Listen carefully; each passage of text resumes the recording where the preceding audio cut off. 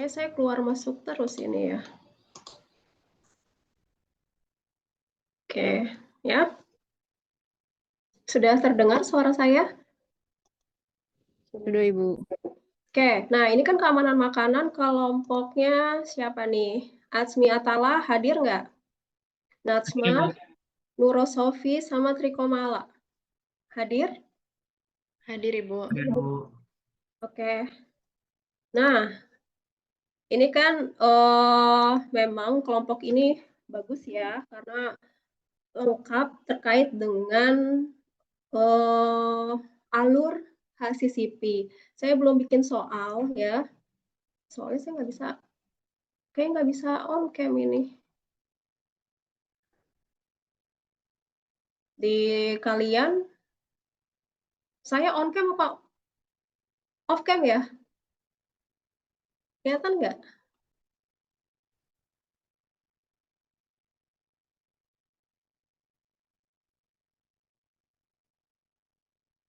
Cek, tes, suara saya kedengaran nggak ya? Kedengaran. Oke, mungkin nggak tahu nih kalau udah siang kayaknya jaringannya ya. Nah, ada soal ya, soalnya itu bisa pilihan ganda, bisa esai ya. Kalau soal esai adalah soal bukan soal hafalan ya, tapi soal terkait dengan pemahaman ya, terkait dengan pemahaman berdasarkan bacaan yang sudah kalian baca ya.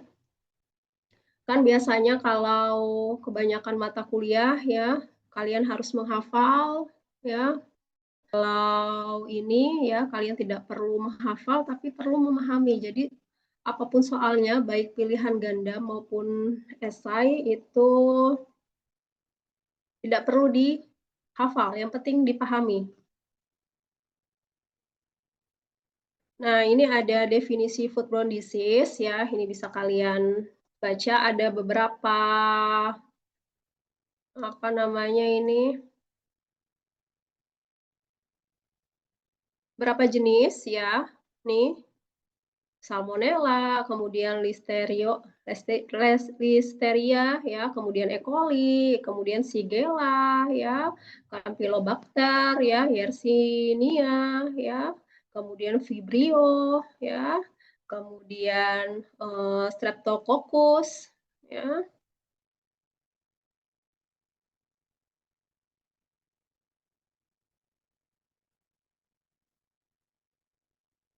Sebentar, ini kenapa Zoom saya muter terus ya?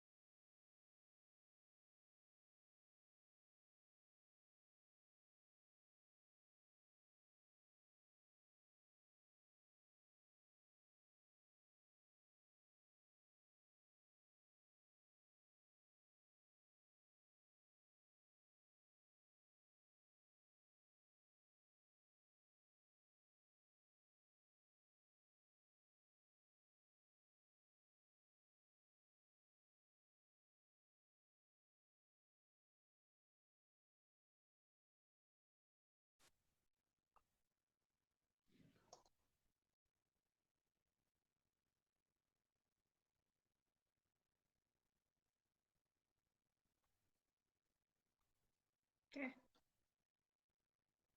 Ya. Ini kalau suara saya hilang-hilangan, tolong dikasih tahu. Ya, misalnya Bu, suaranya nggak kedengeran. Ya, kalau ini kan saya nggak tahu kalian dengar atau enggaknya. Ya, karena memang kayaknya wifi-nya lagi. Sorry.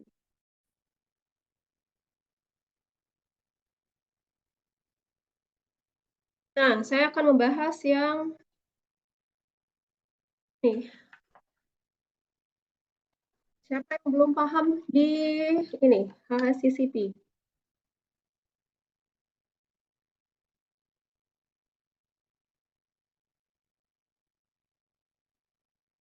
Siapa yang belum paham di HACCP? Nanti ini yang keluar di soal esai.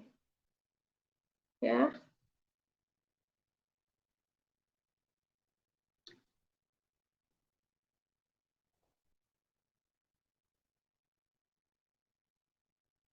Nah, jadi apa tujuan dari adanya hazard analisis critical control point? Ini tujuannya untuk mencegah, mengidentifikasi, ya, kemudian menganalisis terkait dengan risiko bahaya keamanan makanan selama dia pengolahan, ya, dari mulai pemilihan bahan mentah, kemudian proses pengolahan, ya, sampai ke penyajian. Jadi sistemnya itu urutan, ya, dari awal hingga akhir proses penyajian sampai dimakan oleh konsumen, ya.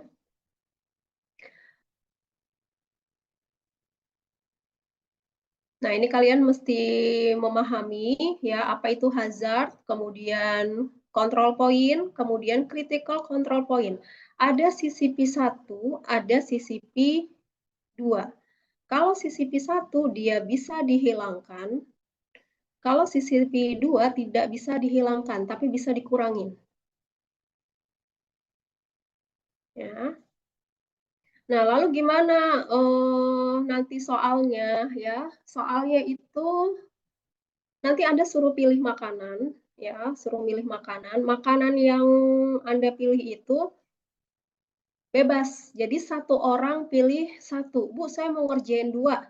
Silakan, ya.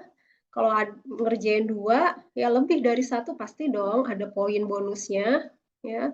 Kalau misalnya Bu, saya cuma satu aja, oke, berarti cuma satu aja, ya, yang kalian kerjakan.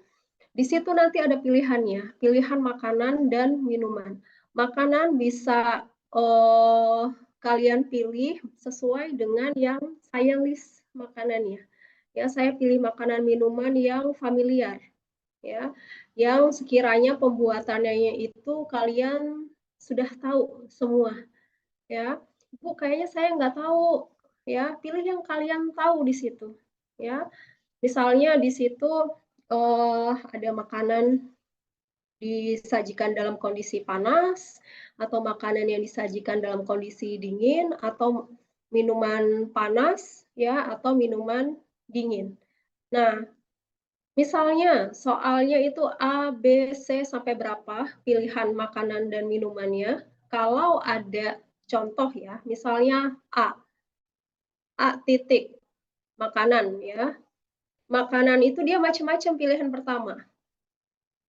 Misalnya A garing B, garing itu maksudnya garis miring, ya, garing C garing D. Berarti dalam satu poin itu kan berarti banyak tuh pilihannya. Tinggal kalian pilih aja salah satunya apa. Sama kayak poin B juga begitu, ya. Misalnya dia minuman, minuman A garing minuman B garing minuman C. Ya, sama yang C juga sama kayak gitu. Ya, pilihannya bebas, kalian boleh pilih. Nah, lalu dibuatkan diagram alir seperti ini.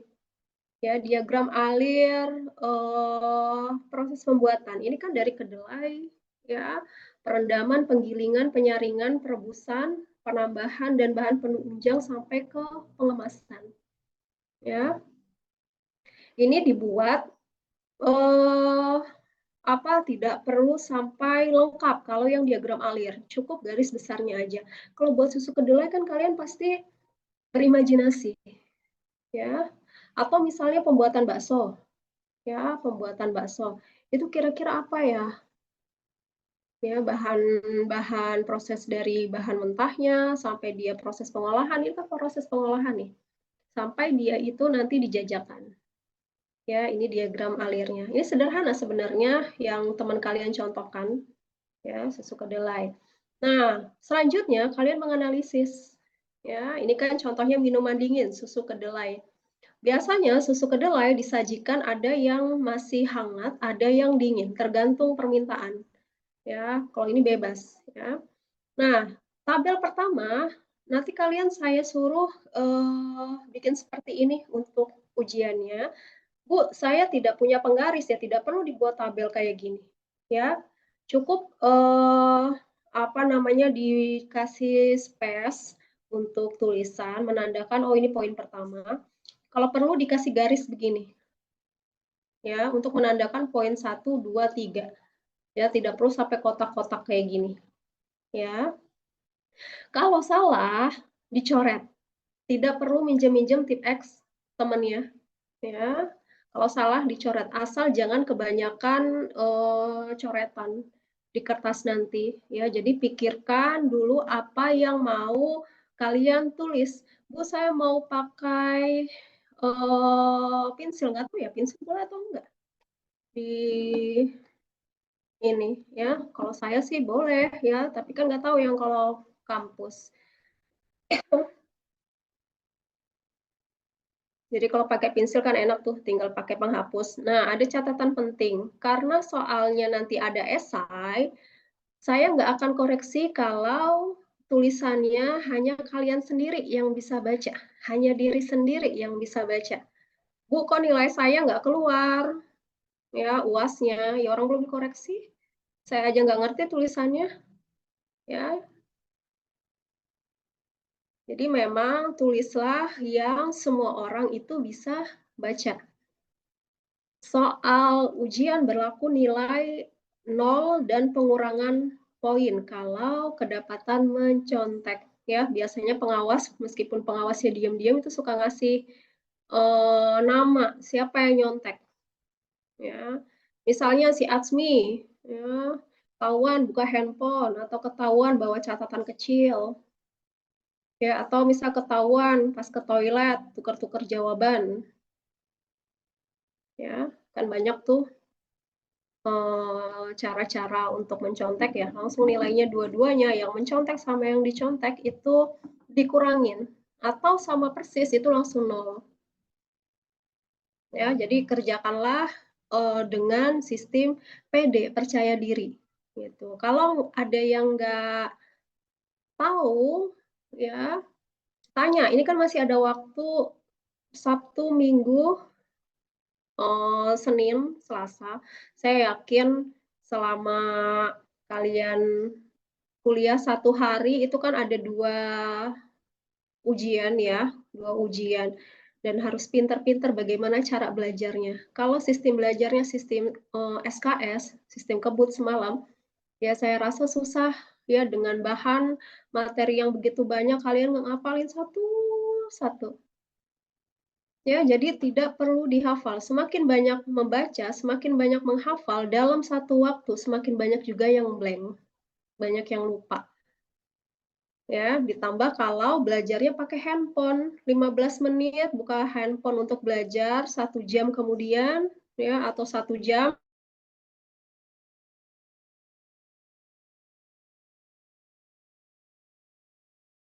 Ya, tadi belajar apa ya? Ya, lebih baik belajar kalau bisa ditulis, jadi ketahuan. Ya, dengan Anda menulis itu lebih mudah mengingat. Bu, tapi saya orangnya audio. Orang audio itu belajarnya kalau bareng-bareng temennya dengan suara lantang bacakan materi gitu ya, dia tuh akan mudah mengingat.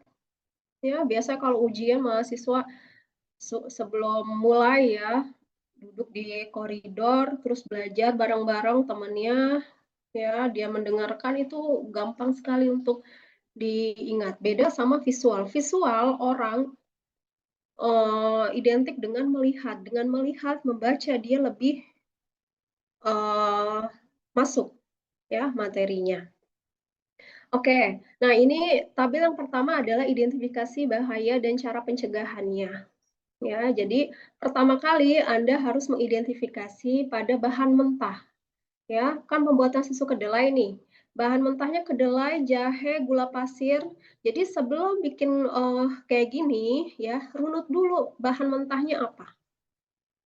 Ya, kan ini kan paling gampang ya, bikin susu kedelai. Ibaratnya bahannya itu tidak terlalu susah, tidak terlalu banyak.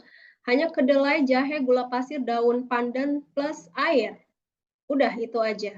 Nah, kemudian baru menulis bahaya ini fisik, kimia, biologi. Dalam satu item ini, nggak semuanya ini tiga-tiganya ada.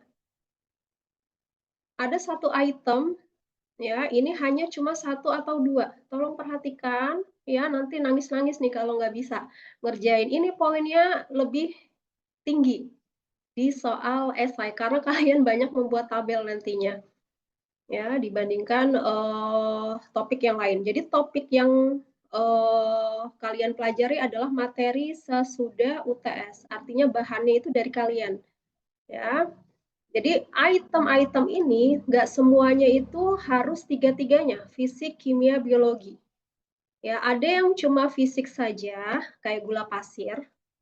Ada yang cuma apa namanya, 2 saja, ya, bisa itu kimia, biologi, atau fisik, biologi, atau kebalikannya. Jadi masing-masing item ini akan berbeda-beda. Kalau salah di sini, ya, kalau Anda salah di bahayanya, ini identifikasi hazard atau bahaya, salah juga di tabel berikutnya. Ya, kalau salah di bahayanya, salah juga di tabel berikutnya lagi. Karena ini kan saling berkesinambungan. Ya, saya pakai kelompok ini materinya karena kelompok ini kan dari literatur nih, bukan bikin sendiri. Ya. Nah, kedelai, fisik, kimia, biologi. Di kedelai fisik, fisik itu kan ibaratnya yang kasat mata, yang bisa dilihat. Apa aja sih yang ditemui ketika di bahan mentah? Ya, oh kedelai, misalnya kulit kacang masih ada yang nempel, ya, kerikil, atau res-resan, ya, atau misalnya debu, atau misalnya tanah, ya. Itu berarti kan bahaya fisik. Atau misalnya ada rambut, ya, rambut, kemudian ditemukannya gelang karet. Apalagi selain itu yang fisik, kira-kira apalagi yang sering kalian temukan di bahan mentah,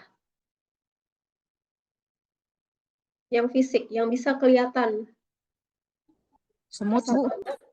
Oke, semut. Terus apa lagi? Ayo, ini pakai imajinasi kalian nih.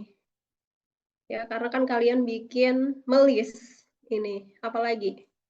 Selain ada lalat, Bu, lalat. Oke, lalat. Terus apa sih yang biasa ditemukan atau kalian makan di warteg? Ya, atau makan di food court. Ih, kok ada rambut ya di makanan itu? Ini bukan bahan mentahnya aja ya, tapi bahan jadi. Atau misalnya ditemukan misalnya buntut cicak.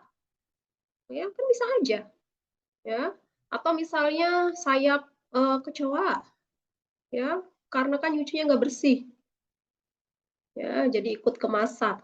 Atau misalnya semut, ya, semut kan ada yang kecil, ada yang besar tuh. Ya, semut besar mungkin masuk. Ya, jadi itu adalah yang kasat mata atau karet gelang bahkan ada. Ya. Jadi itu adalah bahaya fisik. Kemudian bahaya kimia, ya kimia kan banyak ya, ada pestisida, kemudian kalau di bakso ada atau di makanan ya yang dia pakai bahan pengawet, ya, pakai bahan zat aditif lainnya, pakai pewarna, rodamin, pewarna tekstil, ya, atau misalnya ada boraks, formalin, dan lain sebagainya itu adalah bahan kimia. Ya, kalau di kedelai apa sih kimianya? Ya kalau dia pakai pestisida ya tulislah pestisida. Ya, kemudian biologi ya ada salmonella. Ya, kalau di jahe ya, kalau jahe kan kalau kelamaan dia kan lama-lama jamuran ya. Misalnya Bu, kita nggak tahu nama jamurnya apa, ya tulis aja jamur. Ya. Kemudian kalau di jahe kan biasanya ada harus dicuci dulu ya. Kalau cucinya nggak bersih berarti kan masih banyak tanahnya ya, tanah res-resan ya, kotorannya ya. Lalu cara pencegahannya gimana? Ya pencegahannya dicuci, disimpan ya. Kemudian pakai air yang mengalir, itu kan adalah cara pencegahan. Ya, ini kalian uraikan cara pencegahannya supaya apa? Supaya bahaya yang ada di fisik, kimia, biologi itu hilang. Ya, jadi uraikan cara pencegahan. Kalau yang di sini masih salah nih. Ya, masih kurang tepat. Misalnya kayak fisik, oke, dicuci secara benar, kimia juga, ya, dengan pencucian yang benar, tapi tidak bisa dihilangkan pestisida yang kimia. Ya, makanya nanti ada CCP1, CCP2. Mungkin yang ngerjain ini, bukan yang ngerjain ya, yang nyari literatur ini, kalian sudah baca ya sudah paham. Ya, tapi kalau ada teman yang belum paham, nah ini yang harus kalian pelajari. Ya. Jadi semuanya pada saat bahan mentah adalah cara pencegahannya pada saat proses pencucian. Pencucian, pengeringan, ya. Nah, kemudian kayak gula pasir. Di gula pasir ada fisika nggak sih? Ada, jelas. Misalnya gula itu ditempatkan di wadah yang memang kotor, ya, wadahnya tidak bersih. Nah, otomatis kan akan kotor juga tuh gula pasir, ya. Bisa ditemukan macam-macam, ya, bahkan ada rambut atau bahkan ada semut, disemutin tuh gula pasir. Atau gula pasirnya sudah lembab, jadinya berair. Ya karena tidak ditutup rapat, udah banyak semut, lembab dan sebagainya. Kan dilihat secara fisik, baru nanti apa cara pencegahannya gimana? Ya, disimpan di wadah yang atau pada saat penggunaan sebaiknya diapain tuh wadahnya. Kalau gula pasirnya dicairkan terlebih dahulu, otomatis kan dia harus pakai saringan, ya. Cara pencegahannya. Gula pasir kan sudah dipanaskan, kemudian didiamkan. Nah, biasanya kan disaring dulu tuh, ya supaya res-resannya itu hilang. Itu adalah cara pencegahan untuk proses berikutnya. Sampai sini paham? Untuk identifikasi bahaya. Kalau ada yang nggak tahu, tanya. Ya. Nah, kemudian itu pakai daun pandan supaya wangi, ya kayak kita bikin kolak, ya atau misalnya bubur kacang hijau, ya bisa kasih daun pandan. Daun pandan ada yang essence, ada yang apa dari daun, ya artinya tidak dalam bentuk pasta atau essence, ya tapi memang daun asli, ya. Nah pasti kalau daun asli ini secara fisik, ya kontaminasi benda asing, kemudian ada biologi, bisa juga kimia pakai pestisida. Ya, kita kan nggak tahu ya dia itu misalnya menanam daun pandan atau misalnya sudah tahu pakai pestisida, berarti tambahkan yang kimia di sini. Kalau yang di sini hanya fisik sama biologi aja. Ya, fisiknya itu daun pandannya kotor ya karena ada tanah ya, cara pencuciannya seperti apa ya. Kemudian biologi ya, ada jamur, ulat. Jadi biologi ini terkait dengan mikroorganisme. Gitu. Kayak misalnya pete ya, misalnya makanan, masukkan ada pilihan terkait dengan masakan pete ya. Biasa kan ada ulatnya tuh. Ya, banyak ulat atau sudah warna hitam, sudah membusuk ya. Nah, kemudian air. Kalau air, penggunaan air, kimia, fisik, biologi, itu ada 3. Ya. Airnya itu misalnya mengandung logam berat. Ya. Atau misalnya mengandung E. coli karena tercemar tinja. Ya, kalau air itu bisa kalian eksplor lebih jauh lagi. Ya. Kemudian fisik, airnya misalnya berwarna, berasa, berbau, ya. Tapi kan kalau sudah seperti itu, alangkah baiknya air tidak digunakan, ya.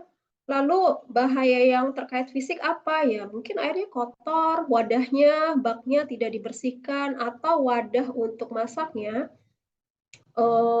untuk menampung airnya ya, kayak wajan atau dangdang besar, ya itu tidak dibersihkan dandangnya. Jadi ketika airnya ditaruh ke situ, ya akhirnya kotor. Ya, jadi ketika kalian menginput ini, menjabarkan ini, ya kalian harus bisa pakai kira-kira apa ya?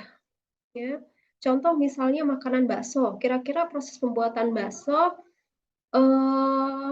dia pakai bahan apa aja sih? Otomatis kan bahannya itu kan kalian list seperti ini. Ya, cara pencegahannya nggak perlu panjang-panjang kayak gini nih. Kalau ini kan terlalu panjang ya. Nih, bla bla bla bla, singkat, jelas, padat. Jangan ngalor ngidul. Ya, singkat, jelas, padat. Gimana caranya supaya bahaya-bahaya fisik kimia tadi dikurangi atau bisa dihilangkan. Ya, itu adalah cara pencegahan. Nah, tadi sudah kita list apa namanya? Bahan mentahnya ya. Ini kita identifikasi bahaya pada peralatan yang digunakan. Ya, kalau bikin minuman, ini kan jatuhnya minuman ya, pakai wajan besar, ya atau pakai kuali besar, apapun itu, ya mau wajan, mau kuali, ya atau pakai yang kayak buat di catering besar itu kan bukan wajan ya, kayak langsung besar itu, ya. Kemudian pisau, ya pisau untuk mengupas jahe, ya. Kemudian mengupas kulit jahe gitu, atau misalnya daun pandannya itu dipotong kecil-kecil kan bisa jadi, bisa aja, ya. Kain saring untuk menyaring, ya. Kemudian ada talenan, ya untuk mengiris, ya. Wadah stainless, kompor sama mesin penggiling, ya. Jadi peralatan yang digunakan nanti disesuaikan dengan makanan atau minuman yang kalian pilih. Ya. Kalau sekiranya makanan itu tidak ada kain saring ya tidak perlu dimasukkan. Tidak pakai talenan ya nggak perlu dimasukkan. Wadahnya apakah pakai wadah yang keramik, ya, wadah mangkok, ya, atau wadah yang bikin adonan itu yang kayak mungkin kalian punya ya kayak mangkok besar itu baskom ya bisa masukin di situ. Jadi nggak perlu ditulis kayak wadah stainless tergantung jenis makanannya apa atau minumannya apa. Ya Bu, saya mau pakai tungku ya silahkan aja.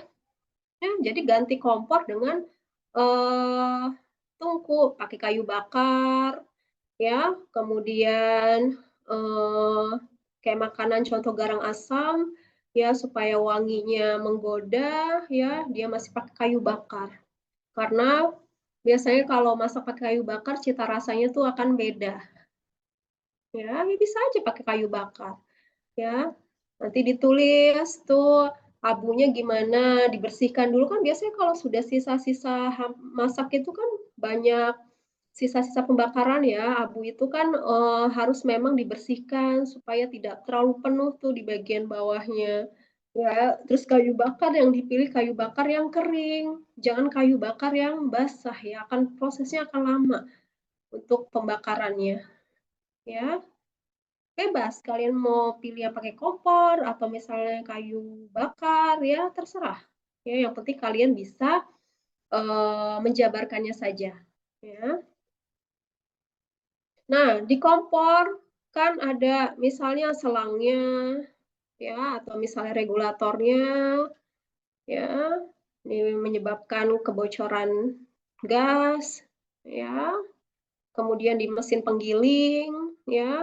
Kalau mesin penggiling namanya penggilingan ya, dia produksi tiap hari, itu kan malas mencuci dan di situ akan banyak tuh ya karena tidak pernah di maintenance ya mesinnya sudah lama tidak pernah di maintenance lama-lama karatan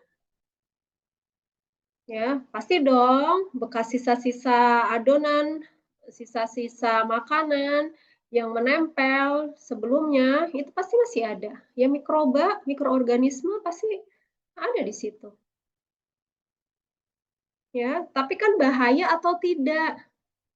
Ya, bahayanya gini, ketika dia itu stop prosesnya tanpa ada proses pemasakan lagi, berarti dia bahaya untuk dikonsumsi. Ya, contoh kayak orang jualan jus gitu kan, dia kan blendernya apakah dicuci terus setiap ada orang beli, ya dicuci pakai sabun atau cuma dibersihkan pakai air aja tanpa disabun, ya kayak mesin-mesin penggilingan daging atau misalnya mesin penggiling kelapa, ya untuk jadikan santan, ya atau misalnya penggilingan biji kedelai untuk proses pembuatan tempe dan tahu. Ya, memang kalau semakin rutin digunakan, itu perawatan mesinnya, maintenance-nya harus juga rutin untuk dibersihkan, ya supaya hygiene sanitasinya terjaga. Ya, kalau mesinnya karatan, ya gimana tercampur sama adonan, ya. Atau misalnya ketika di proses penggilingan ada loh fisiknya juga. Misalnya di mesin giling itu ada ada kemasukan karet kah? Atau misalnya ada rambut kah? Ya, jadi sebenarnya bisa dieksplor lagi di mesin penggilingan. Ya, fisikanya juga ada, ya yang kasat mata, ya yang kelihatan. Kotoran-kotoran yang menempel itu kan masuk ke dalam fisik. Ya, kotoran-kotoran yang menempel itu bisa masuk ke dalam bahaya fisik. Kotoran yang bekas sisa-sisa penggilingan sebelumnya. Ya, contoh kayak misalnya adonan terigu, ya, itu kan pasti nempel tuh, suka nempel di mesin-mesin penggiling. Ya.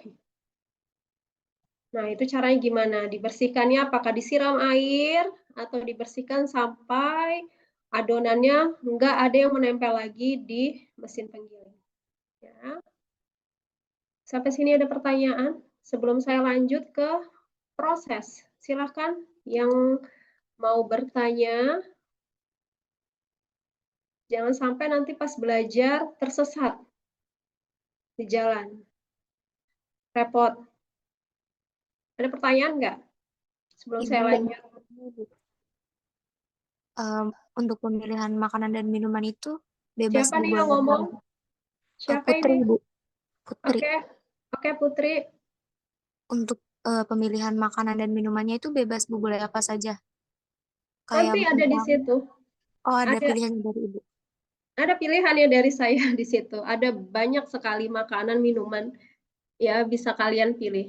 Ya, Bu, saya mau makanan satu, minuman satu, monggo silahkan. Ya, kalau ngerjain lebih dari satu pasti dong, saya kasih nilai tambahan. Ya, kalau misalnya Bu saya hanya mampu satu ya berarti udah itu. Ya, jadi tiap Anda mengerjakan lebih ya pasti dong ada bonusannya. Ya. Boleh makanan, boleh minuman. Banyak sedikitnya tergantung prosesnya. Kalau misalnya kalian milih makanan minum, ini prosesnya sedikit. Jangan jangan apa namanya? Jangan berpikir ini akan gampang nanti identifikasi. Bisa juga makanan yang kira-kira atau minuman yang prosesnya sedikit itulah yang susah nanti untuk input datanya, input nulis ininya, apalagi ya. Ya kalau misalnya milih makanan dengan banyak bahan dengan banyak itu gampang prosesnya karena kita tahu dia pakai bahan mentah apa, proses pembuatannya seperti apa. Gitu ya. Ada lagi pertanyaan sebelum saya lanjut ke proses?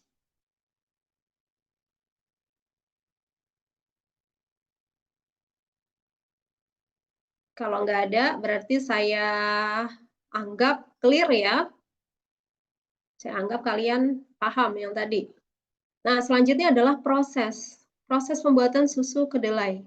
Ya, pertama kan otomatis penyortiran. Penyortiran apa? Ya itu, kedelainya. Kan disortir dulu. Ah, ini kayaknya udah busuk nih. Ya, ini masih bagus ya, kayak kita jualan buah aja ya, atau jualan apa gitu. Pasti pedagang atau kalian di pasar ya, belanja ya, entah itu di supermarket atau di pasar, pasti milih-milih. Ah, ini sayurannya banyak bolong-bolongnya nih. Ah, ini mulus banget ya. Ini glowing nih. Ya, oh ini banyak dimakanin ulat ya. Ah, ini udah busuk. Begitupun sama pemilihan daging. Dagingnya sudah biru, udah pucat, nggak fresh.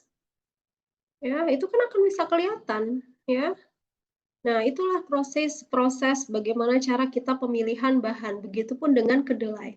Dilakukan penyortiran. Ya, nah bahayanya apa? Di sini ya ada biologi, ya kan ada jamur, ya mungkin ada ulat, ya apakah kedelainya busuk atau enggak, ya pasti ada ulatnya, ulat yang kecil-kecil ya. Kemudian kimia, ya pestisida. Nah, cara pencegahannya disesuaikan dengan ini, ya bahayanya.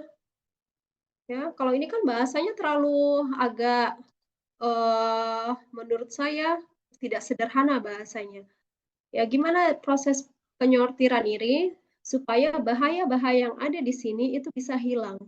Ya, contoh kalau ulat sama jamur kapang, ya, apakah kedelainya dipilih ya kedelai yang bagus atau diganti substitusi bahan, ya, atau dengan cara melakukan penyortiran dari sumber asalnya. Misalnya kayak beli dalam bentuk ini ya, yang kayak kacang tanah ya, kan biasanya ada yang kupasan, ada yang masih utuh, masih ada kulitnya. Ya, cara penyortirannya pun sama kayak pemilihan daging, apakah beli di pasar yang dijajakan atau langsung ke tempat pemotongan hewan, itu adalah cara pencegahannya. Ya, jadi kalau kita sudah tahu misalnya banyak ulat, terus banyak jamur, yaitu ibaratnya dicegah dengan cara substitusi bahan. Bahannya berarti kita tidak pilih lagi, ya, atau segera buang, ya, buang, nggak usah dipakai lagi karena dengan sudah ada jamur, kan rasanya akan berbeda nanti, ya, malah jadi kayak fermentasi, ya. Baru masuk ke setelah dipenyortiran masuk ke pencucian. Ya, proses pencucian ini menggunakan air, ya. Nah, caranya seperti apa? Apakah menggunakan air mengalir atau enggak? Nah, kalau yang kayak gini, di proses ini lebih sederhana dibandingkan identifikasi yang tadi, ya, identifikasi bahan mentah sama peralatan. Kalau yang ini lebih sederhana, ya, pasti bahayanya nggak banyak-banyak ya, ada yang satu atau paling banyak dua ya, nih yang di sini. Jadi nggak semua fisik, kimia, biologi. Ya. Nah, perendaman pada saat proses merendam kan sudah dicuci ya. Kira-kira ada apa lagi sih ditemukannya? Oh, ternyata ada rambut. Ya, bisa kalian misalnya pada saat proses perendaman ditemukan semut nggak? Ya, jadi pakai apa ya? Ilmu kirologi, kira-kira ya. Pada saat perendaman apakah semut itu ada atau enggak? Atau rambut ada atau enggak? Ya. Atau misalnya staples, kenapa kok staples bisa masuk? Ya, apakah pada saat proses pembuatan itu menggunakan staples ya untuk apa dibungkus satu-satu atau pakai karet gelang ya. Jadi fisik itu disesuaikan dengan jenis itemnya, item yang di sini nih ya. Entah itu pada saat identifikasi bahan mentah atau peralatan ataupun prosesnya juga. ya. Nah, kalau perendaman ada biologi, kontaminasi mikroba, ya. Nah, ini cara pencegahannya menggunakan air bersih, adanya perlakuan khusus pada air yang akan digunakan. Perlakuan khususnya apa? Apakah pakai air panas atau pakai air dingin? Ya, kayak pembuatan bakso dia kan pakai batu es supaya adonannya kenapa? Supaya adonannya bagus, mengembang, kenyal, ya. Nah, kalau misalnya di kedelai, misalnya Anda tulis ya, ini kan harusnya ada sambungannya nih, adanya perlakuan khusus pada air yang digunakan. Harus diapakan? Apakah pakai air mendidih atau pakai air yang sudah didiamkan? Ya, misalnya ya, dia itu airnya kotor, diamkan dulu supaya endapannya itu ada di bawah. Ya, jadi yang digunakan air atasnya. Ya, jadi sumber air bersihnya dia itu banyak endapan atau keruh. Ya, itu juga termasuk dalam proses perlakuan khusus terhadap air yang digunakan. Ya, sampai sini paham? Ya, jadi jangan bingung terkait dengan cara pencegahan. Ya, kalian tidak harus mengikuti apa yang ada di sini. Ya, kalau bisa cari macam-macam. Ya, literatur. Ya, berbagai macam makanan minuman. Semakin kalian banyak latihan, saya rasa ngerjain ini cuma 15 menit. Ya, nulis, ret udah. Ya, ke tabel berikutnya.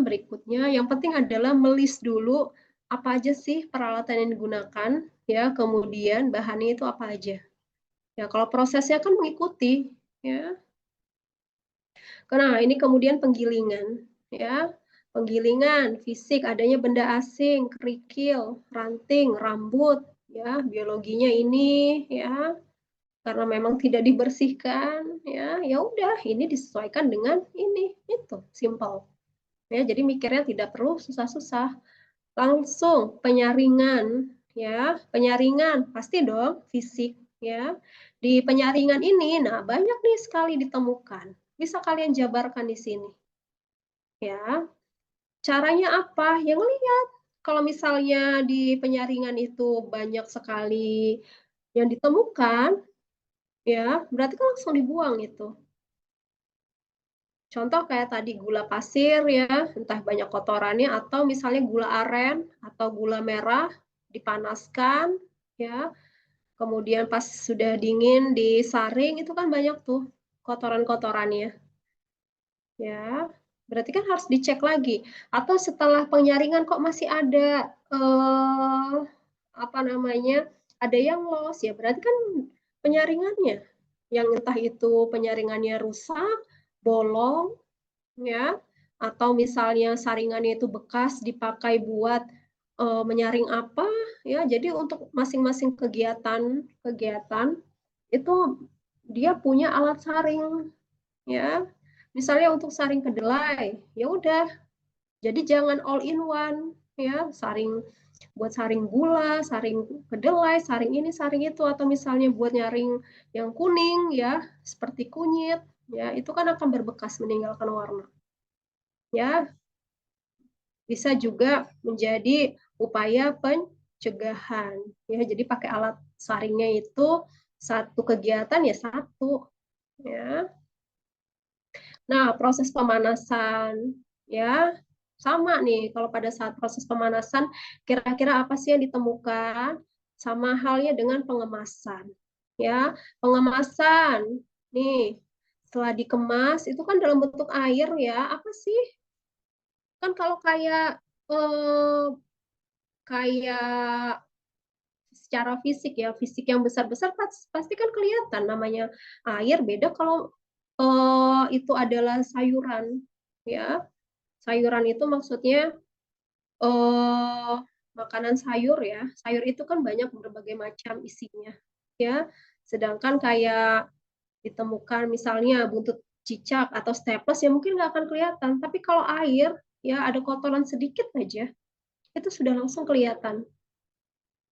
Ya, sudah langsung kelihatan. Jadi kira-kira yang cocok dimasukkan ke sini apa? gitu. Jadi bukan semuanya itu dimasukkan di list ya.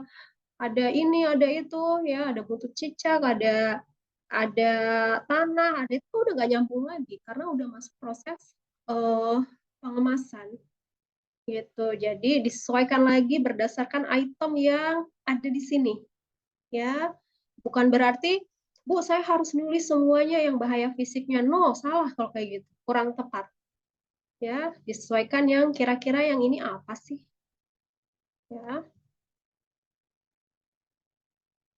Nah, ini baru ke penjamah. Penjamah siapa? Orangnya, kitanya. Ya, jenis bahayanya apa? Kalau di pedagang kaki lima, ya mungkin jarang yang pakai APD. APD lengkap, pakai apron, ya, kemudian pakai masker. Masker yang buat makanan ya, bukan masker yang digunakan sehari-hari, masker yang buat makanan. Atau misalnya pakai sarung tangan, ya. Kalau hotel bintang 5, restoran, mungkin dia pakai APD, ya. Tergantung dia itu ngulenin apa. Kalau ngulenin pakai sarung tangan, aduh, susahnya minta ampun. Ya, misal bikin pempek pakai sarung tangan dia susah. Ya, bikin adonan bakso pakai sarung tangan, ya. Susah, ya. Kecuali memang sudah terbiasa pakai sarung tangan, ya. Tapi kan sebelumnya cuci tangan dulu, ya. Kalau misalnya cuci tangan dia tidak pakai sarung tangan, ya perhatikan kukunya, ya banyak kotorannya enggak, ya cuci tangannya bersih atau enggak, ya. Kalau rambutnya terurai, tergerai, ya kayak iklan sampo, ya kan nggak bagus. Lagi masak rambutnya tergerai, otomatis kan banyak tuh jatuh, ya. Terutama kalau rambut rontok. Atau misalnya kutu rambut lompat ke situ, kan nggak tahu aja kalau penjamah itu misalnya kutuan. Ya, atau misalnya makanan apa, kemudian pakai serbet, ya serbetnya itu adalah all in one, jadi apa aja di situ dipakai. Misalnya, Bang, saya mau beli ini dong, ya makanan misal di pinggir jalan, ya dia habis ngerokok, misalnya, atau misalnya habis main handphone, ya terus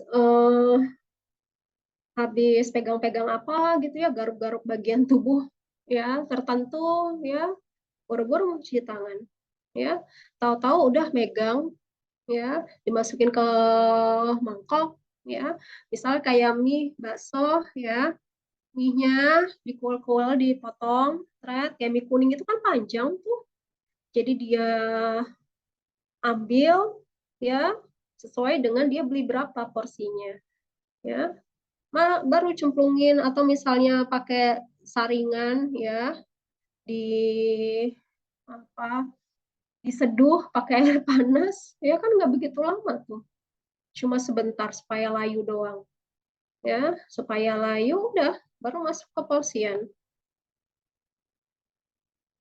Nah itu kan bahaya juga kalau dia, kalau air mendidih oke, kumannya pada mati. Kalau nggak air mendidih,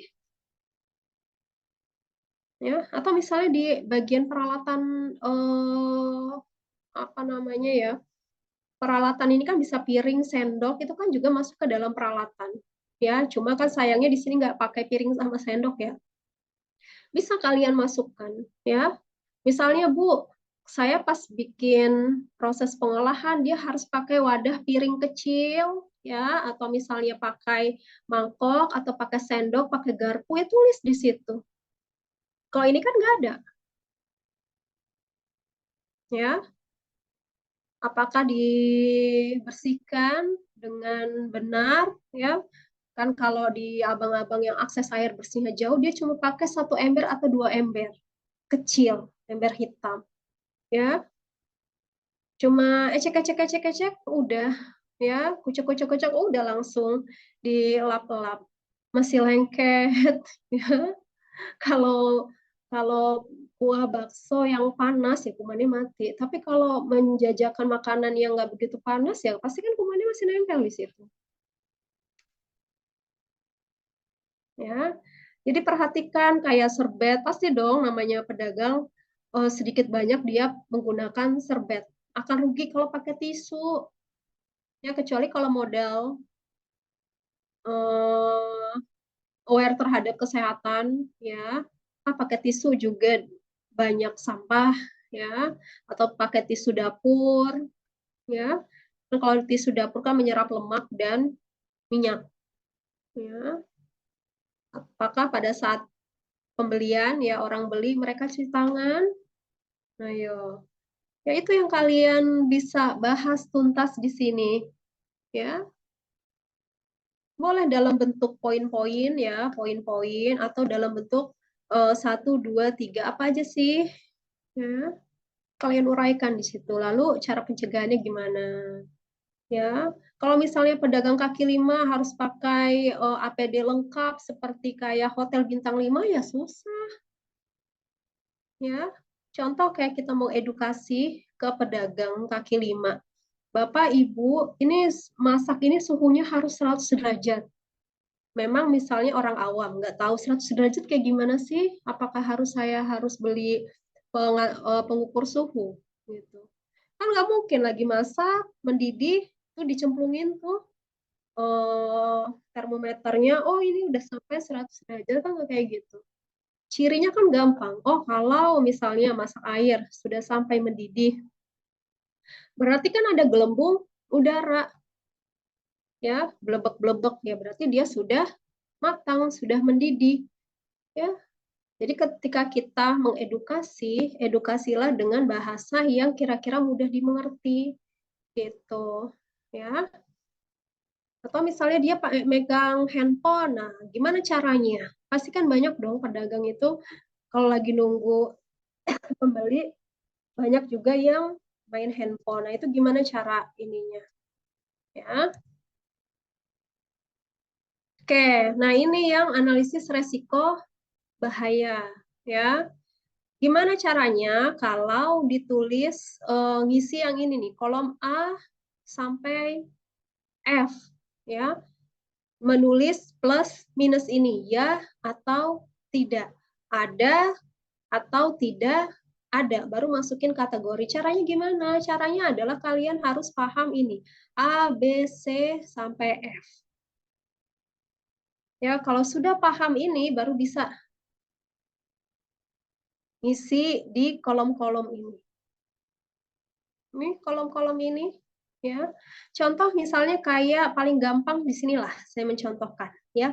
Gula pasir kenapa kok cuma 1 ya sama daun pandan ya. Ini dilihat tadi tabel yang tadi di awal. Gula pasir itu cuma bahaya fisik, cuma 1 bahaya fisik. Kita lihat kenapa dia kolom B ya. Kolom A deh. Produk untuk konsumen beresiko tinggi. Apakah gula pasir resikonya tinggi? Ya kalau kita berbicara diabetes, ya di minuman kemasan ya pasti resikonya tinggi. Tapi kan kalau itu bukan mengarah ke situ, ya mengarah bahaya yang sudah kita identifikasi, ya. Kecuali kalau bikin minuman kemasan baru gula pasirnya itu produk konsumen yang beresiko tinggi. Ya karena 1 minuman kemasan saja, entah itu saset, botolan atau kalengan, gulanya kan gila-gilaan. Ya, 1 botol teh saja bisa sampai 25 gram. Setara dengan 3-4 sendok makan. Sendok makan loh. Ya. Padahal kita sehari ya, dalam 1 hari kita diperbolehkan konsumsi gula maksimal itu adalah 4 sendok makan, 50 gram. Kalau kita beli minuman yang kekinian atau kopi-kopian yang menjamur itu kan gulanya tinggi sekali. Ya kecuali kalau kopi pahit tanpa gula. Ya, minuman tanpa gula. Makanya banyak yang menghindari nasi. Padahal nasi itu tidak pemicu gula darahnya tinggi, tapi yang memicu adalah ketika minuman-minuman itu konsumsi minuman tinggi gula itu yang bahaya. Kita konsumsi minuman yang per botol itu misalnya 25 gram. Ya, itu baru 1 hari kita konsumsi itu. Belum dalam 1 hari itu kan kita banyak makan. Ya, makan nasi berapa gulanya, ya, kemudian tepung-tepungan itu berapa, ya, kemudian makan cookies, ya, minuman teh, ya, atau minuman yang lainnya, ya, jadi dalam 1 hari kita konsumsi gulanya pasti lebih dari 4 sendok makan, ya. Misalnya konsumsi kemasan minuman manis botol, ya, Bu, saya bisa mampu menghabiskan dalam satu hari itu lebih dari 2, ya, 2 minuman botol, ya, berarti kan udah berapa tuh, ya, itu. Nah, kalau di sini gula pasir yang digunakan bukan kayak gula yang di makanan, ya, atau minuman kemasan, ya, jadi dia itu tidak punya produk untuk konsumen berisiko tinggi, yang A.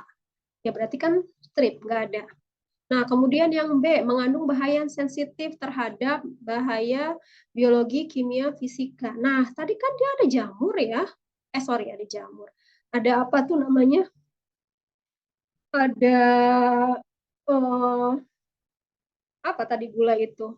Fisik ya, fisik. Fisik itu yang rambut, semut, dan lain sebagainya. Ya, apabila dia tercampur sama bahan yang lainnya, ini kan nggak bagus, ya, akan menjadi kotor, ya. Contoh misalnya banyak semut di situ, otomatis pada saat dia sampai proses pengemasan itu semut masih ada, ya. Jadi yang B ini masuk ya, ya. Nah, contoh kayak kedelai. Kedelai itu kan fisika, kimia, biologi. Kalau ada tiga-tiganya, berarti A-nya plus. Ya, kalau ada tiga-tiganya, bahayanya ada 3, langsung otomatis dia terisi di A. Begitupun dengan yang B. Ya, kemudian yang C. Ya, tidak ada tahap untuk mencegah atau menghilangkan bahaya. Kan ada tahapan. Ini kan penyortiran ya, pencucian. Otomatis kan semua bahayanya hilang. Ya, kecuali pestisida itu bisa dikurangin, tapi kan tetap hilang. C, D, E, F nggak ada. Jadi kedelai itu cukup A dan B. Kategori resikonya adalah kategori 2. Caranya gimana? Kok 2? Ya, mengandung 2 bahaya. Ya, kalau 3 ya mengandung 3 bahaya. 4 mengandung 4. Ya, kalau 5 ya mengandung 5 bahaya dan seterusnya. Sampai sini paham nggak? Bagaimana cara apa namanya mengisi ini? Ada pertanyaan? Silakan.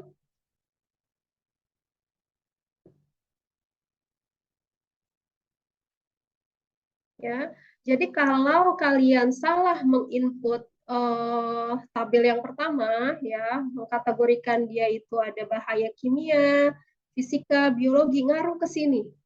Kalau yang awalnya salah, ininya juga salah. Tadi saya bilang, kalau awalnya salah, berarti nanti ke sininya juga salah. Karena tabel dari awal sampai nanti akhir itu berkesinambungan. Ya, tinggal ngikutin tabel awalnya aja. Oh, bahayanya ada berapa nih? Bahayanya cuma fisik. Oh, biasanya rata-rata di B. Itu aja simple. Ya, oh kalau misalnya bahayanya ada 3, oh berarti A sama B, oke. Masuk. Ya, plusnya. Nah, contoh misalnya kayak air. Ya, air nih. Kenapa D itu juga dia plus? Kemungkinan mengalami kontaminasi kembali setelah pengolahan. Iya enggak? Ya namanya air. Pasti dong. Contoh misalnya ketika dilakukan pemasakan tuh mikroba semuanya itu udah pada mati. Ya, tapi ketika nanti pewadahan, misalnya udah dicuci bersih segala macam, tapi pada saat pewadahan dia itu air tersebut ya, yang air kedelai itu yang sudah menjadi susu ya, itu ditaruh di wadah yang kotor, otomatis kan akan terkontaminasi lagi. Makanya D ini, air ini sangat riskan sekali. Ya, masuklah dia ke D. Ya. Nah, kemudian yang E sama F. Nah, yang E sama F kemungkinan kesalahan yang sama selama penyajian, distribusi, penjualan. Ada nggak kesalahan yang sama? Kan nggak ngulang. Berarti kan nggak ada. Ya, kesalahan yang sama selama penyajian, distribusi, penjualan, dan konsumsi. Artinya apa? Kan kita nggak ngulang lagi pembuatannya dari awal. Ya, kalau penyajian ya udahlah proses penyajiannya itu. Distribusi pun juga kayak gitu. Ya, kemudian proses penjualan atau sampai ke konsumen atau dikonsumsi sendiri. Ya. Nah, yang F tidak ada cara mencegah atau menghilangkan bahaya. Ya, kan nggak ada, semuanya nggak ada. Ya, berarti sudah nggak ada bahaya lagi, aman untuk dikonsumsi. Ya, nah baru dia dikategorikan. Oh, cuma 2 nih. Oh, kategorinya resikonya 2. Oh, ininya ada 3 nih, 3. Oh, ini 1, udah gitu aja. Ya, itu adalah kelompok bahaya. Sampai sini paham? Silahkan, siapa yang masih bingung, tanya. Ya, nanti kalau tanya temennya bingung, salah jawabannya. Ya, jadi kalian harus paham yang ini. A, B, C, D, E, F. Ya, cara memahaminya gimana? Oh, kalau A itu kalau bahayanya ada 3. Nggak usah dihafalin A adalah produk untuk konsumen beresiko tinggi, B mengandung lah. Lupa, ngeblank. Ya, pakai keywordnya. Ya, jadi kalau belajar itu cukup tahu keywordnya aja. Keywordnya ini apa sih? Gitu. Oke, sampai sini ada pertanyaan sebelum saya lanjut lagi ke next slide.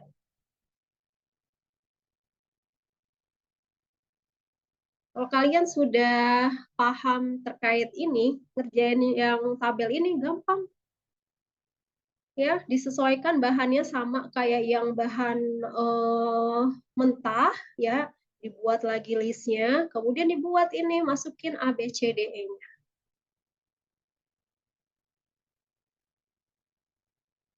Atau misalnya, Bu, saya nggak pakai A, B, C, D kayak gini, langsung kategorikan, ya, Bu, silahkan.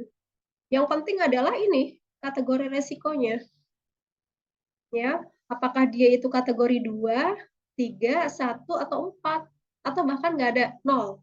Berarti kan aman, nggak ada resiko. Ya, gimana? Ada pertanyaan sebelum saya lanjut ke berikutnya? Ini baru satu topik nih.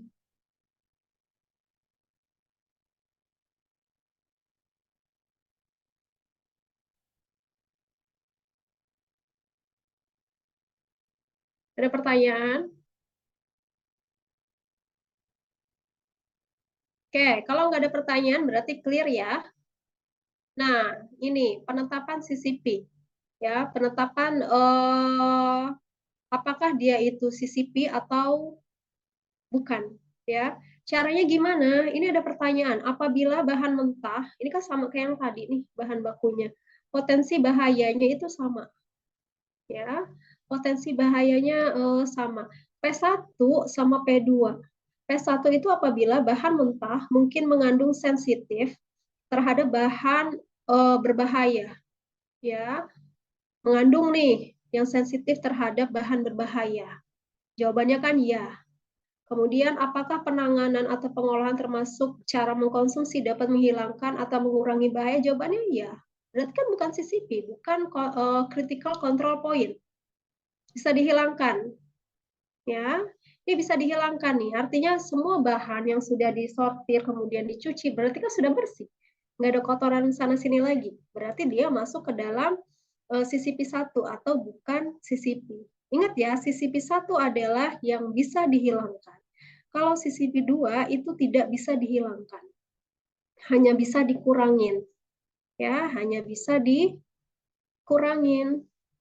Ya, ini sama nih semuanya. P1, P2 ya, ya. Oke. Nah, ini pada saat proses penyortiran. Proses ini ada P1, P2 sama P3. Nah, ini P1 apakah tahap ini khusus ditujukan untuk menghilangkan atau mengurangi bahaya sampai batas aman? Kalau jawabannya ya berarti kan dia langsung ke CCP. ya, tulisannya CCP. Tapi kalau P1 ini jawabannya tidak, ya, berarti kan langsung lanjut ke P2. Ya, misal jawabannya tidak, berarti kan langsung ke P2. Lagi P2. Apakah kontaminasi bahaya dapat terjadi atau meningkat sampai melebihi batas? Ya. Kalau jawabannya ya, berarti langsung ke P3. Nih. Ya, kalau jawabannya ya, langsung ke P3. Kalau misalnya di P2 ini jawabannya tidak, ya berarti dia itu adalah si CP. Udah gitu. Nih kayak ini nih. Ya. Kayak misalnya ini, apakah tahap ini khusus ditujukan untuk menghilangkan bahaya sampai batas aman? Jawabannya ya. Pada tahap 1. Ya, berarti kan dia udah masuk CCP. Tidak perlu lagi kita ngurusin P2 atau P3. Ya, bukan partai ya, P3. Ini, thread. Ya. Nih, perhatikan kalimat-kalimat ini. Kalau dia CCP, kalau dia jawabannya ya udah mentok sampai CCP 1.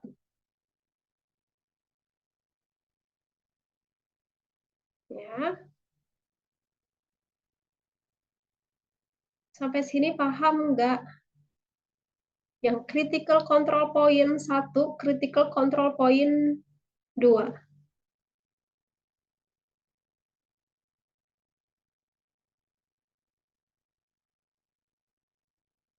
Oke, dicerna ya. Nanti ini kalian pelajari yang bagian ini. Kalau masih belum ada yang paham, ya masih ada tuh sampai hari Senin.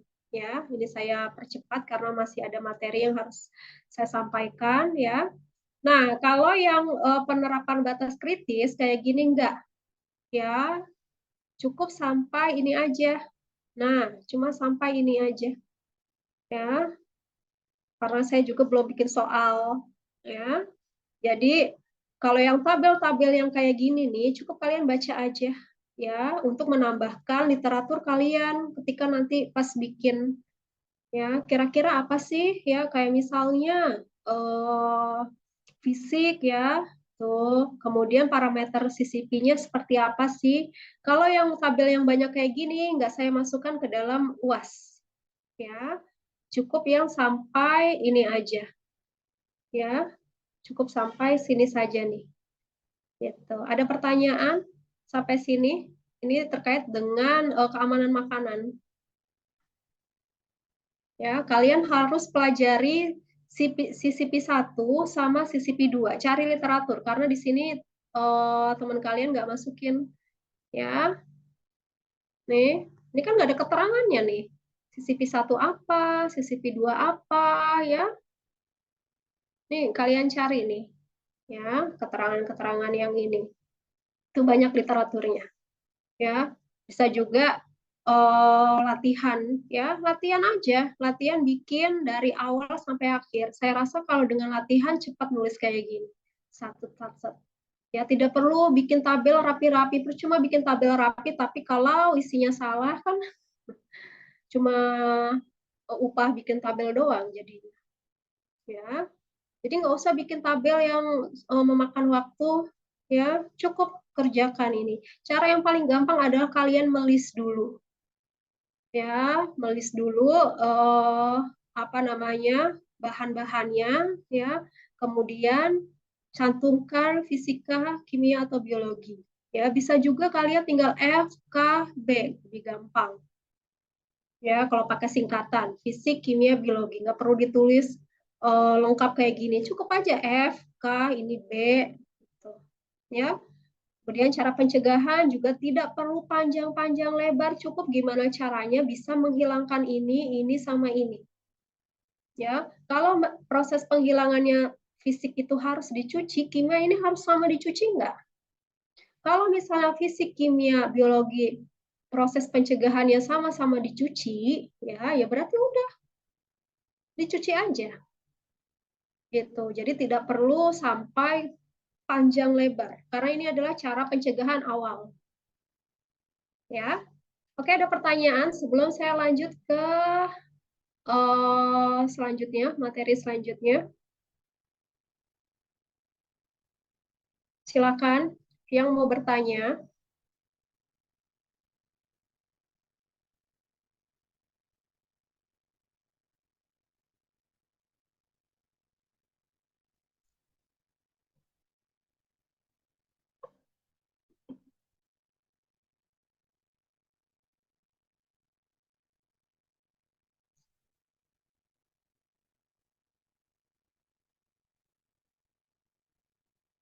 Oke, nggak ada pertanyaan. Kalau nggak ada pertanyaan, saya ganti materi selanjutnya ya.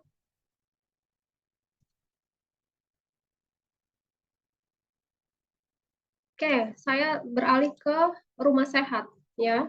Nah, ini siapa nih? Ada orangnya, Nashifa, Nailah, Gali. Gak dengar lagi orangnya. Ada, Bu. Ya, nih foto-fotonya ya. Langsung ya. Nah, ini yang di rumah sehat, tolong pelajari karakteristik rumah sehat ya. Karakteristik rumah sehat ada banyak ya. Nih ada 10 ya. Mulai dari apa namanya? Mulai dari kualitas udara ya, sumber air bersih, sampah, pencahayaan ya, material bangunan, perataan ya, dampak secara fisiologis ya, psikologis ya, keamanan ya, kemudian tata ruangan itu juga masuk ke dalam rumah sehat. Nah, kalau saya bikin soalnya ini dihubungkan dengan apa namanya ya, penyakit, itu kalian harus bisa menjelaskan ya, harus dihubungkan dengan penyakit atau dihubungkan dengan pencemaran fisik. Pencemaran fisik kelompoknya Jasmine. Ya. Kalau rumah sehat dihubungkan dengan pencemaran fisik kan ada radiasi ya, kemudian ada pencahayaan, ada suhu dan kelembapan, kemudian ada kebisingan, kemudian ada getaran, itu dihubungkan dengan rumah sehat. Ya. Kalian harus bisa menjelaskan ya. Contoh misalnya kayak kebisingan, ya, ngaruh nggak sih ke rumah sehat?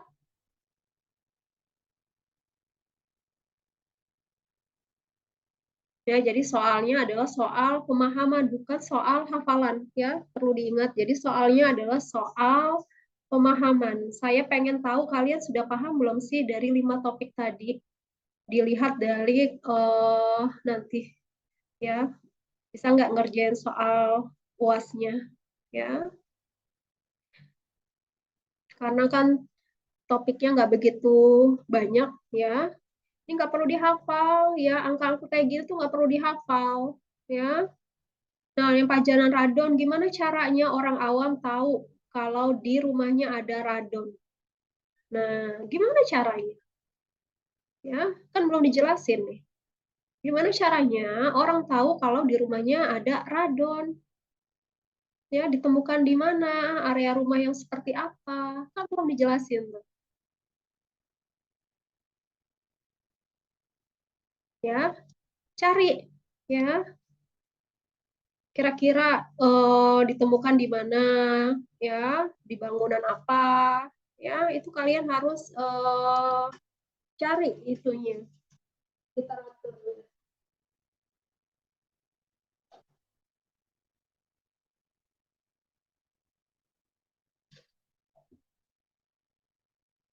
Ya, kemudian alatnya, ya, apakah tiap orang yang rumahnya ada terdeteksi radon harus punya alat ukurnya, ya, karena alat ukur radon itu mahal, bisa sampai jutaan. Apakah semua orang mampu?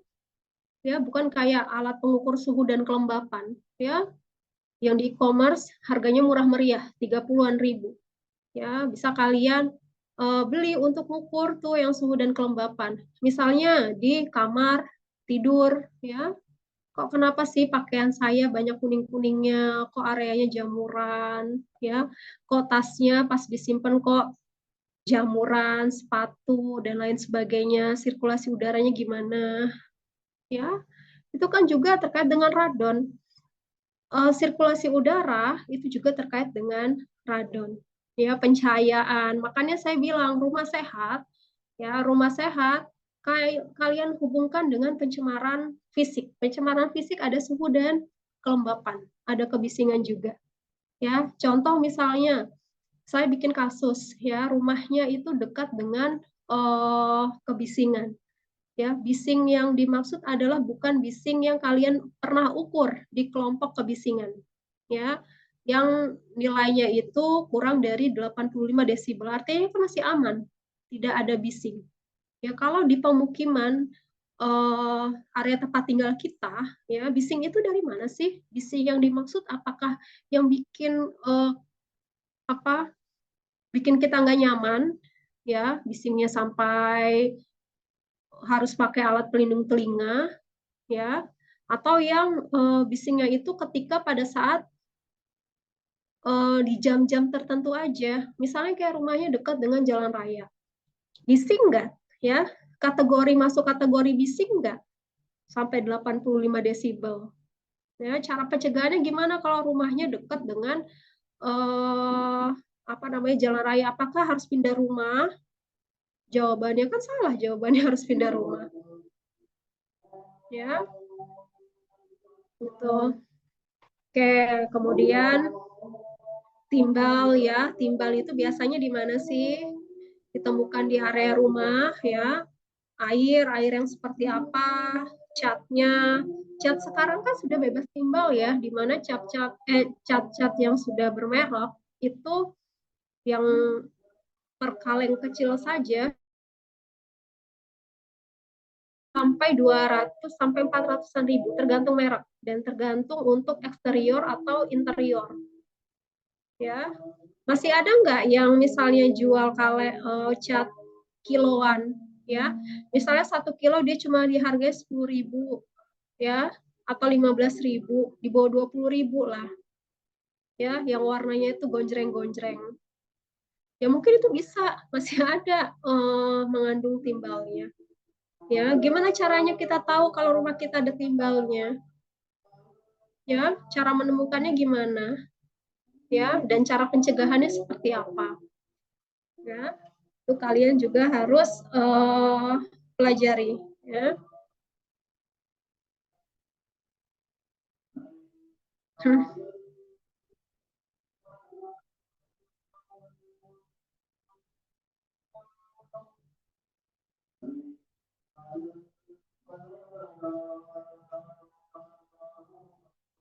Ya, suhu dan kelembapan ini sama, ya. Jadi suhu dan kelembapan yang ada di rumah sehat itu juga ada di pencemaran fisik, ya. Jadi kaitkanlah saja dengan rumah sehat dan kaitkan dengan penyakit, ya. Berarti kalau saya kasih kisi-kisi kaitkan berarti ada berhubungan. Ketika kalian menjelaskan itu saling berhubungan. Ya, maksudnya kayak gitu. Jadi saling berhubungan. Kalau soalnya pilihan ganda, ya, kalau kalian jawabnya salah, ya otomatis jawabannya salah, ya. Kecuali saya memberlakukan kayak SBMPTN, ya, benar +4, salah -1, nggak dijawab adalah 0. Ya, kan nggak kayak gitu. Kalau misalnya jawabannya salah, ya berarti salah. Kalau soalnya esai, kalian jawabannya salah, ya masih adalah upah nulis. Anggaplah nanti soalnya itu adalah esai semuanya. Misal ada 10 soal. Berarti kan satu soal poinnya adalah 10. Ya, tergantung tingkat kesulitannya. Kalau saya ratakan, anggaplah saya ratakan poinnya 10 10 10. Berarti kan kalau benar semua 100. Ya, tapi kalau jawabnya ngalor ngidul atau misalnya ada kalimat, Bu, saya nyerah, saya nggak tahu jawabannya. Ada nggak yang jawab kayak gitu? Ada. Beberapa dosen juga cerita, ya, sampai ada eh udah ibaratnya angkat tangan, nggak tahu jawabannya. Tulisnya kayak gitu. Udah. Ya. Gerimis. Oh, hujan Gerimis, kemana nggak itu? hujan.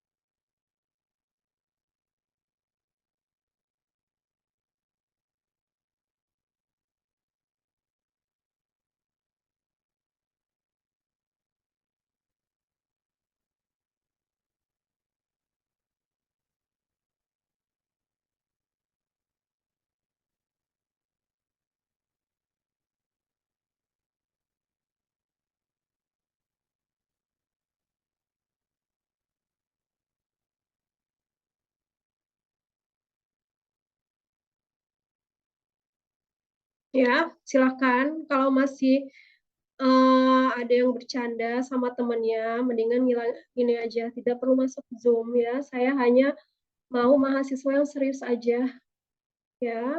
Jadi tidak perlu dipaksakan untuk mengikuti perkuliahan akhir ya. Kalau sudah bisa ngerjain soal ya udah silakan keluar di Zoom ya.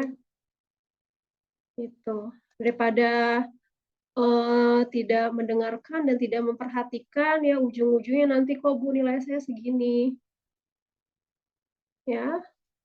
Bu kok nilai saya segini ya. Bu, saya boleh minta nggak nilai UTS saya kemarin berapa? Boleh, silakan. Ya, ini dapat hanya segini. Karena kan kelas ini nggak minta. Ya, biasa kalau ada mahasiswa yang minta, Bu, bacain dong nilai UTS-nya. Nah, itu saya bacain. Ya, saya sebutin NPM 2 nomor di belakang. Ya, tidak perlu disebutkan nama. Ya, akan ketahuan tuh. Ya, jadi jangan berpikir nanti gampang ada P3M. P3M itu nggak bisa kalian dapat A. Ya, mentok di B kan sayang. Ya, P3M hanya mentok di B, mending kalau dapat B. Kalau C atau D lagi, ya udah bayar berapa sih per SKS? Ya, per SKS satu mata kuliah ada 2 SKS, ya belum misalnya banyak mata kuliah yang harus dilakukan perbaikannya berapa juta yang harus kalian keluarkan, ya. Jadi untuk maksimal ya maksimalkanlah di UTS sama UAS plus tugas, gitu, ya.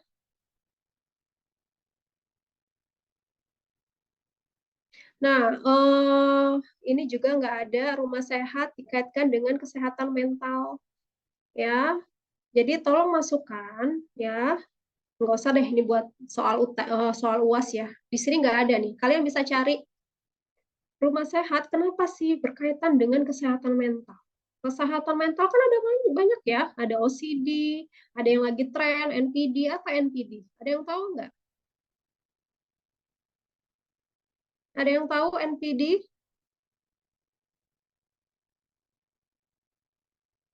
Ada yang tahu nggak NPD itu apa? Atau misalnya OCD, terkait kan? Terkait nggak dengan rumah sehat?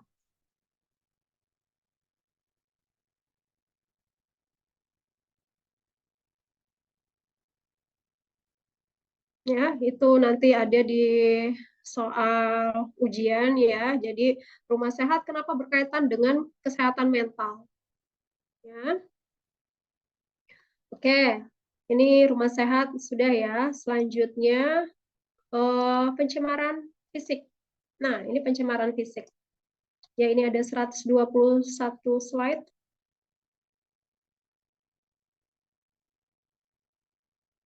Ya, ini kalian pelajari. Kalau yang radiasi, ya, mana nih?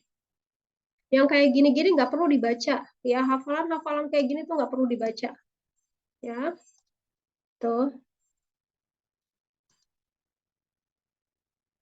Ya, ini alat pengukur radiasi. Justru yang paling penting adalah contoh misalnya kayak sinar UV ya. UV ini kan terkait dengan kanker kulit. Kenapa? Ya. Apa yang menyebabkan kok UV kan ada UVA, B sama C ya. Itu kenapa bisa menyebabkan kanker kulit? Mana yang paling bahaya? UVA, nih UVA, UVB atau UVC. Di sini nggak dibahas ya.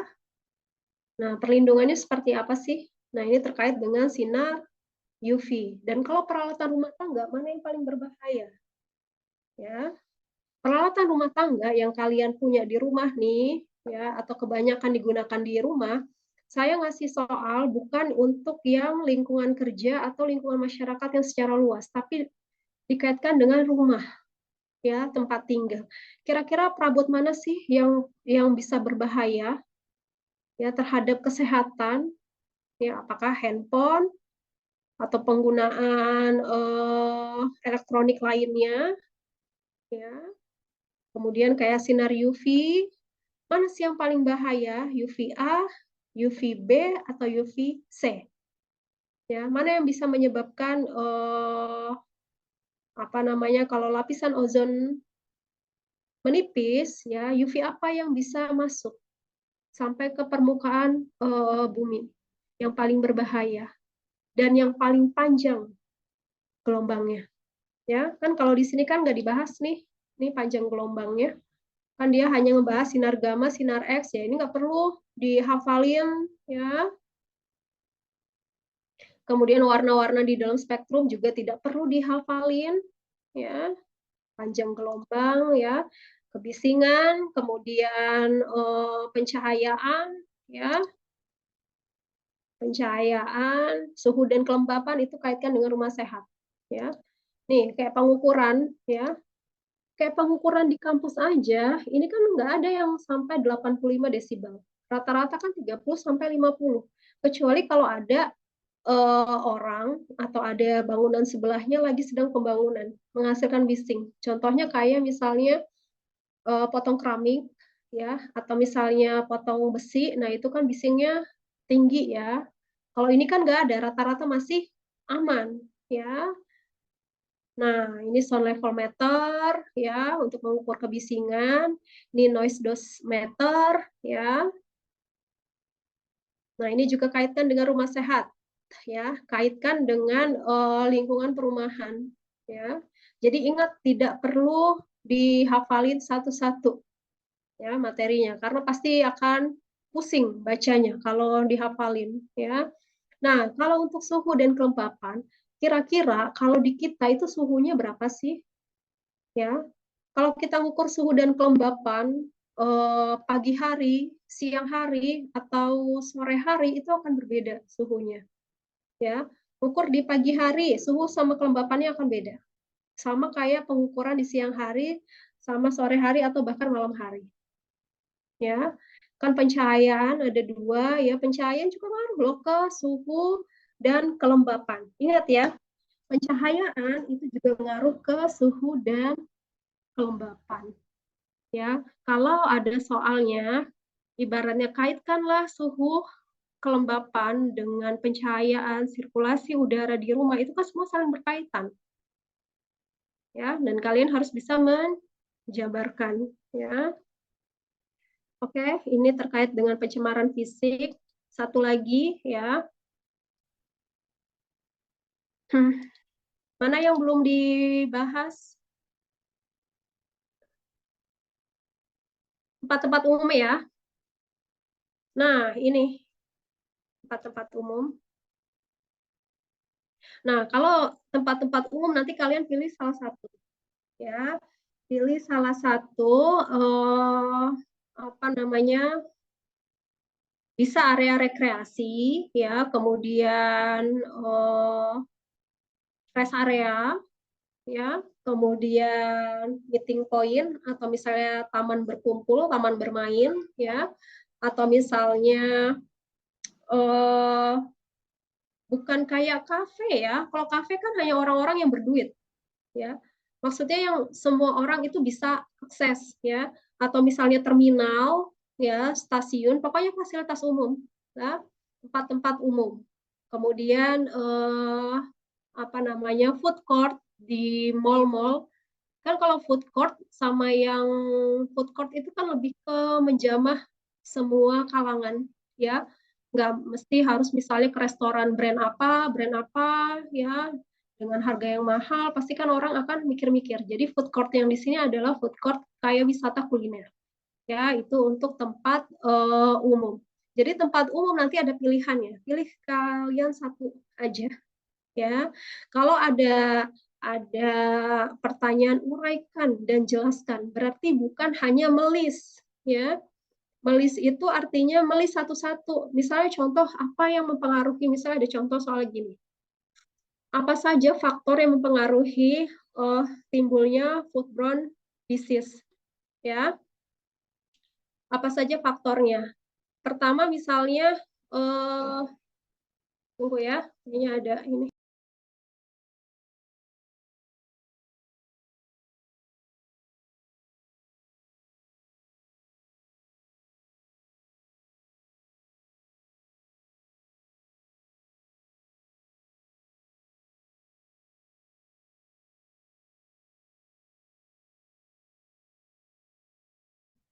Oke, saya lanjutin lagi ya.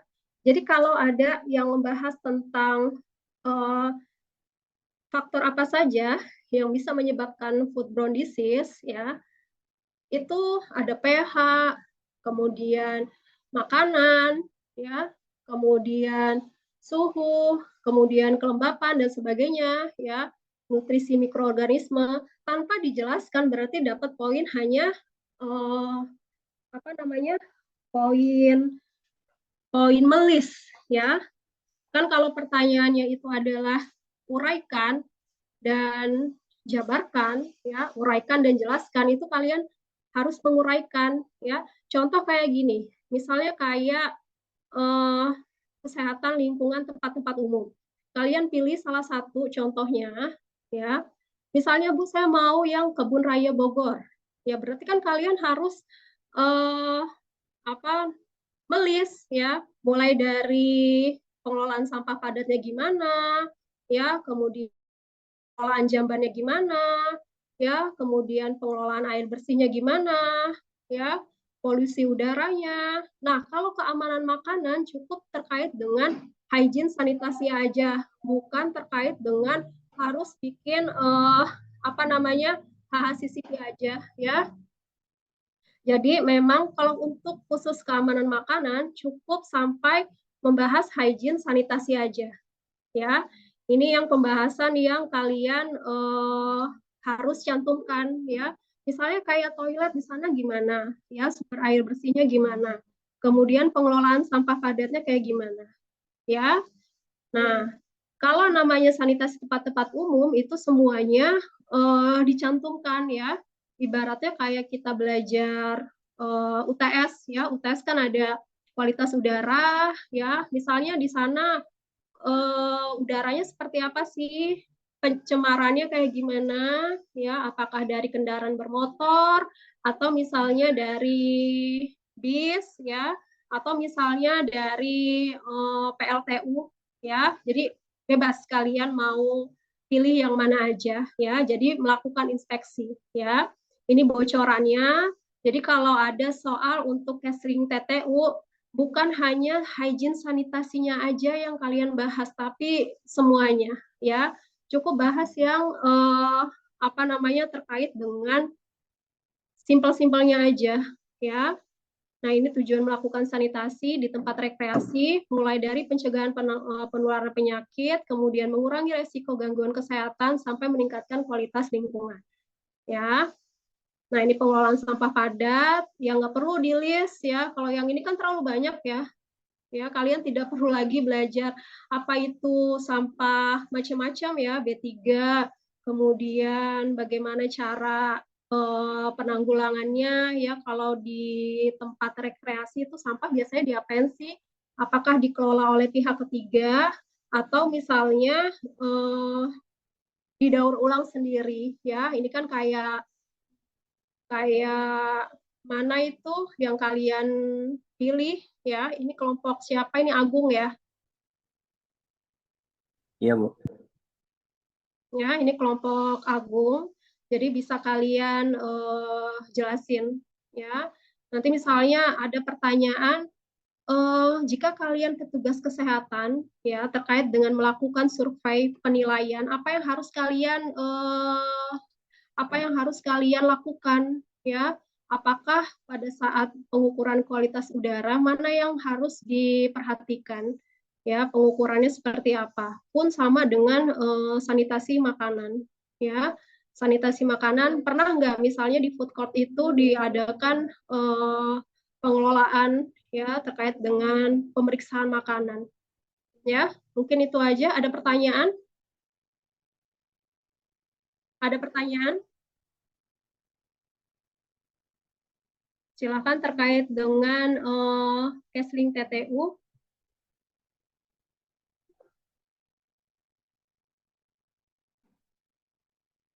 Ini nggak usah dibaca, dihafalin ya. Cukup kalian tahu kayak udara, air, tanah.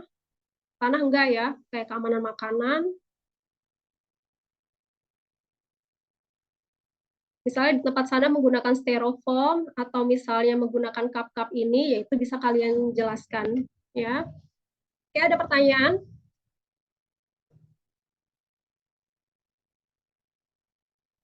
Silakan siapa yang mau bertanya. Ada lagi nggak yang belum saya jelasin? Kan rumah sehat udah ya, rumah sehat, kemudian counseling TTU udah, pencemaran fisik udah, keamanan makanan, faktor udah belum ya?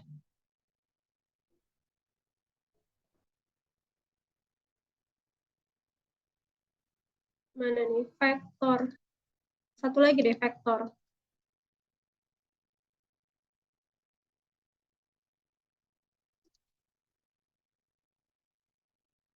Faktor ada 2 item ya, ini. Banyak sekali nih faktor. Salahin temennya nih, terlalu banyak. Satu slide ada berapa ini? Satu materi. Ada 72 slide. Nah, ya, kemarin kan ada pertanyaan, saya kasih pertanyaan, apa bedanya pinjal, tungau, tik, sama caplak, ya. Itu yang paling gampang Anda belajarnya, ya. Jadi tidak perlu dibaca satu-satu, kayak semacam taksonomi, ya. Kemudian apa namanya, nih yang kayak gini-gini nih, ya. Yang taksonomi ini nggak perlu, ya. Kemudian ini definisi, morfologi yang kayak gini enggak, ya. Kalian capek kalau belajar kayak gini, ya. Cukup misalnya kayak nyamuk, ya. Ini juga dikaitkan dengan faktor penyakit sama penyakit bawaan binatang, ya. Itu kan ada nyamuk. Nyamuk itu kan ada DBD, malaria, kemudian ada apa namanya, pinjal, tungau, tik, caplak, ya, lalat, sama kecoa, dan semua biasanya ada di area tempat tinggal, ya. Nah, kalian pelajari bagaimana sih bionomik mereka, ya. Kenapa kok bisa ada di rumah? Why? Ya. Apakah karena memang PHBS-nya kurang atau memang dikaitkan dengan suhu dan kelembapan? Bisa aja. Dikaitkan dengan pencahayaan bisa, ya. Kemudian dikaitkan dengan hygiene sanitasi juga bisa, ya, terkait dengan pengelolaan air, kemudian pengelolaan sampah, ya, juga memang bisa, ya. Nah, ini tidak perlu dibaca, ini dihafalin, ya. Ini yang kayak gini-gini nih. Nah, kalau bionomik nyamuk, ya, bionomik ini wajib kalian baca, ya, supaya kalau ada soal esai ini kalian bisa menjelaskan. Nggak perlu dibaca sampai apa namanya, dihafal. Misal kayak Aedes aegypti, jarak terbangnya berapa sih? Ya. Oh, ternyata 50 sampai 100, bandingkan sama yang malaria, jarak terbangnya berapa? Itu kalau belajar, jadi membandingkan. Pun sama kayak yang pinjal, tungau, tik, ya, sama caplak. Ya. Nah, ini mungkin saya keluarkan, ya, kenapa kok DBD sampai sekarang masih ada. Ya, padahal program pemerintah PSN, ya, 3M plus itu sudah berjalan. Kenapa? Ada yang tahu nggak jawabannya? Nih, yang kayak gini-gini.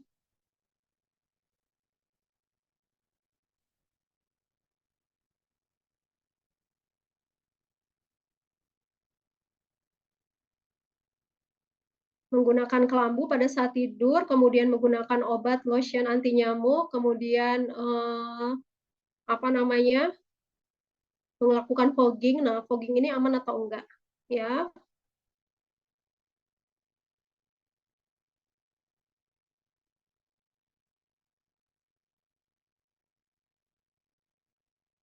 Nah, ini kemudian malaria banyak ya. Ini kemudian ada lalat buah.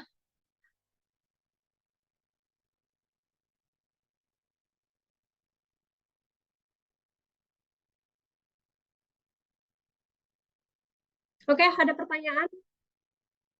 Enggak.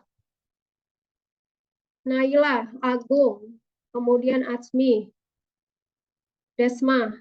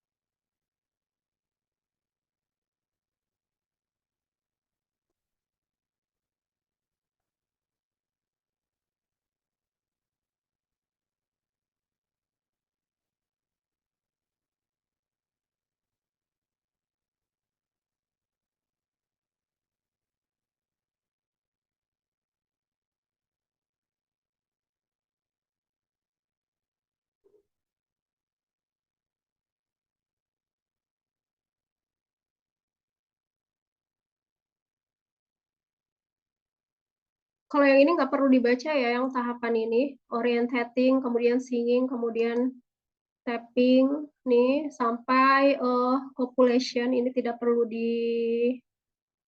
dibahas ya.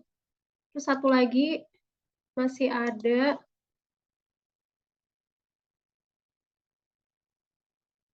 nah ini.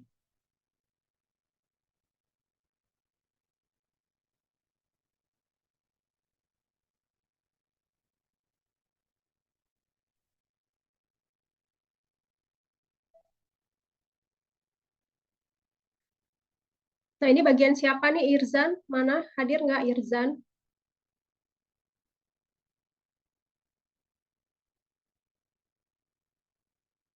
Hadir nggak? Nggak ada ya?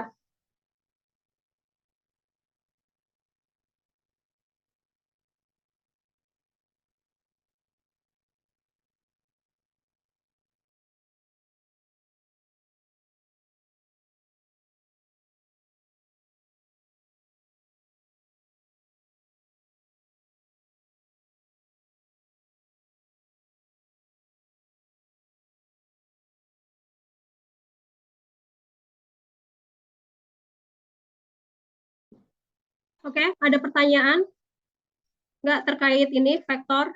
Ya, jadi kalau kalian belajar yang kayak gini-gini, skip ya. Jadi cukup yang bionomiknya, kemudian penularan terhadap manusia itu seperti apa, ya, sampai dia itu ditemukan kalau di area rumah yang mana, gimana cara penanggulangannya, ya, cukup itu aja. Ada pertanyaan lagi nggak?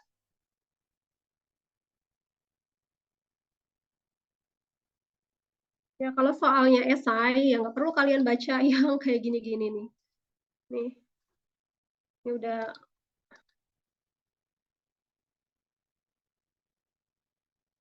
Oke, ada pertanyaan?